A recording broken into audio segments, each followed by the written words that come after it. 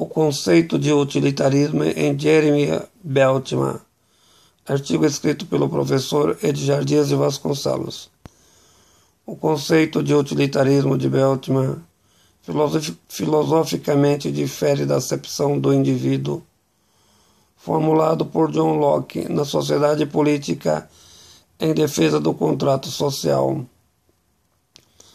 O utilitarismo elaborado por Beltman difunde o conceito de liberdade diferentemente da tradição política anterior a que seguia os grandes iluministas, particularmente os empiristas. O homem só é livre com o desenvolvimento intelectual, sendo capaz de fazer suas escolhas morais no sentido mais complexo da moralidade, não na perspectiva apenas subjetiva da individualidade, como pensava John Locke. A liberdade do homem tendo como base os fundamentos naturais, sem a coerência lógica entre a teoria empirista de Locke e a doutrina do direito natural, justificativa elaborada na relação que não trata apenas de um dado histórico. No desenvolvimento da sua negativa epistemológica do entendimento, a doutrina insatisfatória em função da existência do contrato, defendida por meio de uma situação hipotética não correspondente às situações reais da vida política produtiva em uma sociedade tipicamente liberal. Desse modo, sem validade histórica, não se pode dar fundamento ao direito natural ou qualquer outra forma de direito, a não ser quando o mesmo se fundamente na lógica da natureza útil à vida do homem. Beltman ainda ponderava com os recursos da filosofia política na sua análise, possivelmente objetivista, mesmo que o direito natural fosse reconhecido pelo contrato mediado pela instituição Estado. Não há nenhuma garantia que os homens cumprissem, segundo o direito natural, os pressupostos do contrato. Crítica formulada à teoria do direito político em John Locke. Naturalmente, em defesa dos preceitos fundamentais nos princípios do utilitarismo. A verdade se defende tão somente na praticidade de tudo que é útil. Para Beltman, a garantia do compromisso entre os homens. Um contrato poderá ter ou não sentido se o mesmo apresentar vantagem em viver a vida numa sociedade política e quais seriam os pressupostos úteis da sociedade estabelecida. A formulação teórica proposta de acordo com Beltman é que a obediência às leis do contrato passa pela satisfação que a sociedade oferece aos indivíduos. Quando tal proposição não ocorre, como é comum na imensa maioria dos países do mundo, a vida social é extremamente convulsionada por rejeição às formas de contratos sociais políticos.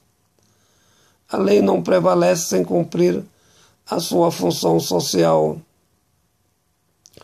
Portanto, Beltman acreditava que, em vez da defesa do contrato, simplesmente como imaginou Locke, na perspectiva de uma burguesia nascente na Inglaterra, não poderia pensar um contrato de ficção semelhante aos momentos iniciais e posteriores da Revolução Burguesa, fruto das sociedades industrializadas. Deveria elaborar formas institucionais defendendo os interesses globais das satisfações humanas. Sendo assim, a sociedade política teria de sustentar a utilidade das ações ou das instituições em benefício do homem e não de uma classe social. Não se trata aqui de nenhuma análise marxista. As instituições não terão funcionalidade se não levarem em consideração o conjunto das satisfações humanas. Significa que nem tudo que resultou da reflexão marxista é ruim, a não ser que desejam viver uma sociedade em permanente crise, para o benefício dos detentores de um contrato a favor de grupos privilegiados. O Estado não pode ser tomado por forças políticas de interesses próprios. A filosofia política utilitária parte de um pressuposto psicológico muito interessante, o qual parece ser evidentemente objetivo. O homem é um ser que procura vivenciar seus desejos. Torna-se rebelde quando esses são negados politicamente, motivo da crítica a certas formas de contrato social. A vivência do desejo tem a finalidade de levar ao prazer, o caminho de encontrar a felicidade. Certos pressupostos epicurianos da finalidade da existência humana. Afinal, vivemos para quais motivos? A felicidade é o fim último dos seres humanos. Entretanto, o homem é produto do mundo animal, fruto da mesma evolução química e biológica. Reage pelos mesmos preceitos do instinto de qualquer forma evolutiva da vida. A diferença está em o homem ter linguagem e associar o mundo dos instintos às ideologias. Com efeito, sendo o mesmo passional, não apenas racional ou natural dissimulador, quando tem em mãos qualquer forma de poder, significa que em uma sociedade estruturada em classe, benefício dos interesses particulares, o homem não age com caráter de boa qualificação, propõe ações cujas finalidades correspondem ao engodo, pois deseja atingir a felicidade, negando os preceitos satisfatórios de outros. Nessa perspectiva que resultou a crítica ao contrato elaborado por Beltman, a questão fundamental é que todos possam alcançar a felicidade e evitar a dor, e que a mesma seja minimamente suportável.